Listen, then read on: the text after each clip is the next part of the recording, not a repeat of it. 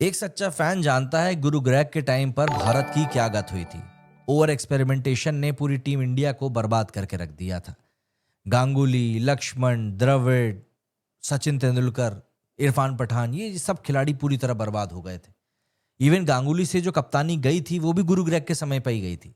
और ऐसा लग रहा है कि एक बार फिर से वही दौर हम लोग विटनेस कर रहे हैं। दरअसल भारत बनाम दक्षिण अफ्रीका दूसरा T20 इंटरनेशनल स्कोर बोर्ड पर लिखा था 214 का टारगेट, लेकिन मैदान पर जो हो रहा था वो किसी भी तरीके से चेस जैसा नहीं लग रहा था। टीम इंडिया 162 के ऊपर ऑल आउट हो जाती है, पूरे ओवर खेल भी नहीं पाती है। एंड इसके बाद सबसे बड़ा सवाल आता है, क्या भारत वाकई में 11 खिलाड़ियों के साथ खेल रहा था? हमारे कप्तान और वाइस कप्तान किसी दूसरी पैरेलल दुनिया में तो घूम नहीं रहे थे? आज का ये वीडियो सिर्फ एक हार की कहानी नहीं है, बल्कि आने वाले T20 वर्ल्ड कप का सबसे बड़ा खतरा है। और ये खतरा बाहर से नहीं बल्कि टीम के अंदर से ही पनप रहा है। सबसे पहली बात करें तो मुल्लांपुर के मैदान में जो हुआ वो किसी आइसोलेटेड बैड डे का नतीजा नहीं था, बल्कि एक लंबे समय से चली आ रहे सिस्टमैटिक फेलियर का एक खुला पर्दाफाश था। साउथ अफ्रीका ने आखिरी 3 ओवरों में 49 रन लुटवाए। अर्शदीप ने 54 रन दिए अपने 4 ओवरों में, कोई विकेट नहीं। बुमराह ने 45 रन दिए, अनयूजुअली फ्लैट, अनयूजुअली प्रेडिक्टेबल बनकर। लेकिन बॉलिंग की प्रॉब्लम्स को ऑडियंस डाइजेस्ट कर लेती है, क्योंकि बैटिंग कहीं ना कहीं कंपनसेट कर जाती है। लेकिन जब बारी बैटिंग की आई, पहले ओवर में शुभमन गिल गोल्डन डक पे आउट। कुछ देर बाद सूर्य कुमार यादव 5 रन पर उनके पीछे पीछे चले गए। और फिर उसके बाद सेंटेंस जो हर फैन को परेशान करता है, इंडिया कभी इस मैच को जीतने के जोन में था ही नहीं। ये सिर्फ परफॉर्मेंस का गिरना नहीं था, बल्कि एक कॉन्फिडेंस का टूटना था। सबसे बड़ी बात दोस्तों, सवाल ये नहीं है कि गिल और सूर्या फेल क्यों हुए। सवाल ये है कि बार बार लगातार इतने मैचेस ये दोनों आखिर फेल क्यों हो रहे हैं। अगर T20 क्रिकेट एक दवाई है, तो ये दोनों प्लेयर्स उसके साइड इफेक्ट्स की तरह दिखाई पड़ रहे हैं। सूर्य कुमार यादव की अगर मैं बात करूं तो कैप्टनसी का फ्री फॉल रुक ही नहीं रहा है। कागज पर सूर्या दुनिया के टॉप T20 बैटर्स में गिने जाते हैं, लेकिन ग्राउंड पर पिछले 20 T20 पारियों में 0 हाफ सेंचुरीज। नंबर्स की अगर मैं बात करूं तो टोटल रन्स इन 20 इनिंग्स करीब 227 ही हैं। बैटिंग एवरेज 13.35 का है, स्ट्राइक रेट 120 से भी कम है। 10 इनिंग्स में 5 रन भी नहीं बने हैं, 3 बार 0। ये हमारे कप्तान हैं, फिनिशर हैं, एग्रेसर हैं। लेकिन परफॉर्मेंस की अगर मैं बात करूं तो किसी स्ट्रगलिंग रूकी जैसी है। आप फ्यूचर के वर्ल्ड कप का ड्रीम बनाते समय ऐसा मिडिल ऑर्डर रिस्क नहीं उठा सकते। Shubman Gill, the vice captain, creating the void. Gill आज की तारीख में टेस्ट और ओडीआई में एक चैंपियन प्लेयर है, लेकिन T20 की जब बात आती है तो उनकी कमजोरी उस अंधेरे कमरे जैसी है जिसका दरवाजा कोई खोलना ही नहीं चाहता। पिछली 14 T20 पारियों में 263 रन, एवरेज 23 का, 0 हाफ सेंचुरीज। पावर प्ले में सिर्फ कुछ एक बाउंड्रीज हैं गिनी चुनी, और चंडीगढ़ में तो गोल्डन डक भी आ गया पहला। सबसे खतरनाक बात यह है कि ये दोनों प्लेयर्स इस फॉर्मेट में लंबे समय से अनसक्सेसफुली ड्रैग किए जा रहे हैं, जस्ट लाइक ऋषभ पंत। अब ऐसे में सवाल ये उठता है कि यार, जब वर्ल्ड कप हमारे ठीक आंखों के सामने है, तो क्या इंडिया टेक्निकली 9 खिलाड़ियों के साथ खेल रहा है? और देखिए, ये बात गलत नहीं है। ये टीम 11 लोगों की नहीं बल्कि 9 प्लेयर्स की है। एंड आपको इस बात को डाइजेस्ट करना पड़ेगा, क्योंकि सूर्या और गिल ग्राउंड पर जस्ट नंबर्स बनकर खड़े हैं, इंपैक्ट नहीं दे पा रहे हैं। इंपैक्ट ही T20 का ऑक्सीजन होता है, और इंपैक्ट हम 9 खिलाड़ियों से निकाल रहे हैं। अब ये सिर्फ बैड फॉर्म का मामला नहीं रह गया है। वर्ल्ड कप फरवरी 2026 में है, बेरली कुछ एक मैचेस बचे हैं, 8, और हम अभी भी 2 नॉन परफॉर्मिंग पिलर्स को एक तरीके से साथ में ड्रैग कर रहे हैं। ये नेशनल रिस्क है।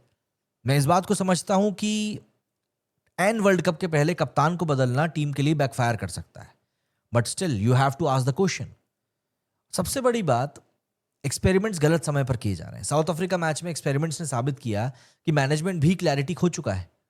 पहला एक्सपेरिमेंट अक्षर पटेल को नंबर 3 पर भेजना, ठीक है, लेफ्ट राइट कॉम्बिनेशन की वजह, लेकिन मुझे ये टोटली नॉनसेंस लगता है। Abhishek Sharma already left hander थे, तो फिर अक्षर को क्यों भेजा गया? रिजल्ट 21 बॉल में सिर्फ 21 रन, मोमेंटम खत्म हो गया, प्रेशर इंडिया पे आ गया। और ये एक्सपेरिमेंट नहीं था, सेल्फ सबोटाज कहते हैं इसको। दूसरा एक्सपेरिमेंट, शिवम दुबे नंबर 8 पे बैटिंग करने के लिए आते हैं। मतलब एक प्योर पावर हिटर है ये बंदा। उसका गेम है जल्दी मोमेंटम को गेन करना। लेकिन जब उसे भेजा गया तब 18वां ओवर चल रहा था और मैच ऑलरेडी दूर जा चुका था। ये फैसला किसी भी लॉजिक से बाहर था। इंडिया को चाहिए एक्सपेरिमेंट का घमंड छोड़कर प्रॉपर स्ट्रेटेजी के साथ में क्रिकेट खेले, मैच जीतना शुरू करे, जिससे कि एक विनिंग मोमेंटम आए। सबसे बड़ी बात, इंडिया का जो टॉप 2 है वो ऐसा लग रहा है बॉटम 2 बन चुके हैं, और ये थोड़ा अनकंफर्टेबल भी है। सूर्य कुमार की पिछली 20 टी20 पारियों का ग्राफ की बात करूं तो कोई 50 नहीं, एवरेज गिरता जा रहा है, स्ट्राइक रेट 120 का है, लगातार प्रेशर में कोलैप्स होने का एक पैटर्न दिख रहा है।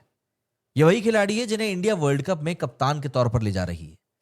वहीं गिल की बात करें तो पिछली 14 इनिंग्स में मैंने आपको बताया है कि बंदा कुछ भी नहीं कर पा रहा है और कॉन्फिडेंस इस समय धरातल पे बैठा है। अब आप बताइए, ये दोनों अगर इसी फॉर्म में वर्ल्ड कप में उतरते हैं तो इंडिया सेमीफाइनल तक के वाकई में पहुंच पाएगा? मतलब ये वाकई में इतना बड़ा इशू है क्रिकेट में और इसको क्यों एड्रेस नहीं किया जा रहा? एक बात हमेशा मैं कहता हूं, leadership without performance is the biggest national liability. Cricket में कप्तान और उप कप्तान सिर्फ एक रोल नहीं होते हैं, बल्कि ये टीम को डायरेक्शन देने वाले लोग होते हैं। और अगर डायरेक्शन देने वाले ही कमजोर हों तो ऑब्वियस सी बात है, टीम कभी आगे नहीं बढ़ पाएगी सही तरीके से। इंडिया दुनिया की सबसे प्रोफेशनली प्लान्ड क्रिकेट सिस्टम में से एक है। उसके बावजूद भी हमारा कप्तान आउट ऑफ फॉर्म है, वाइस कप्तान आउट ऑफ फॉर्म है, प्लेइंग 11 इम्बैलेंस है, एक्सपेरिमेंटल बैटिंग ऑर्डर चल रहा है, प्रेडिक्टेबल बॉलिंग चल रही है, मिसमैनेज रिसोर्सेज हैं। एंड ये सिर्फ टीम की गलती नहीं है, बल्कि लीडरशिप वॉइड का एक नतीजा है।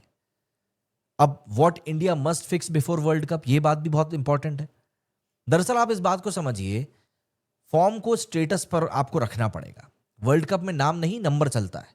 सूर्या हो या गिल, अगर परफॉर्मेंस नहीं है तो उन्हें रोकना ही सही है। आप उनको रोककर रिप्लेस कर दीजिए। दूसरा है रोल्स की क्लैरिटी। दुबे को 8 पर भेजना, अक्षर को 3 पर भेजना। इंडिया वर्ल्ड कप की तैयारी नहीं कर रहा है, बल्कि अपने खुद के कॉन्फिडेंस को डेंट करने का काम कर रहा है। तीसरा आ जाता है मेरिट को यहां पर वापस लाना पड़ेगा। सैमसन, जायसवाल, ऋतुराज, ये ऐसे लड़के मतलब बेंच पे धूल साफ कर रहे हैं, जबकि गिल लगातार फेल होकर भी वापस उसको चांस मिल रहा है खेलने का।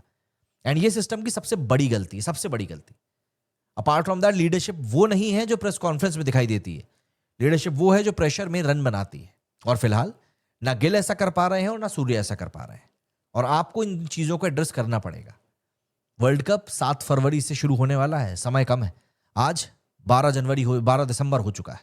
2 हफ्ते से 2 महीने से भी कम का समय बचा हुआ है और इंडिया आज भी 2 ऐसे प्लेयर्स को लेकर चल रहा है जो अपनी जगह जस्टिफाई नहीं कर पा रहे हैं। ये दोनों खिलाड़ी ड्रैगिंग कर रहे हैं टीम को भी और वर्ल्ड कप की तैयारी को भी। फैन सही कह रहे हैं कि भारत 9 खिलाड़ियों के साथ में खेल रहा है और वर्ल्ड कप 9 प्लेयर से नहीं जीता जाता। दोस्तों, अगर भारत को वर्ल्ड कप उठाना है, एक बार फिर से वर्ल्ड कप को जीतना है, तो यहां पर 2 शब्द याद रखने पड़ेंगे, परफॉर्मेंस फर्स्ट, पोस्ट लीडर। कप्तान और उप कप्तान फॉर्म में होंगे तो नेशन मजबूत होगा। लेकिन अगर वही 2 लोग टीम की सबसे बड़ी वीकनेस बन जाएंगे तो वर्ल्ड कप का सपना सिर्फ एक सपना ही बनकर रह जाएगा। फैसला सिलेक्टर्स के पास है, समय कम है, रिस्क बड़ा है। इंडिया को 11 खिलाड़ियों से खेलना शुरू करना पड़ेगा, वरना वर्ल्ड कप हमारी पहुंच से दूर होता जाएगा। एंड सबसे बड़ी बात, आपको समझना पड़ेगा कि क्या यहां पर एक्सपेरिमेंट करने की जरूरत है या नहीं।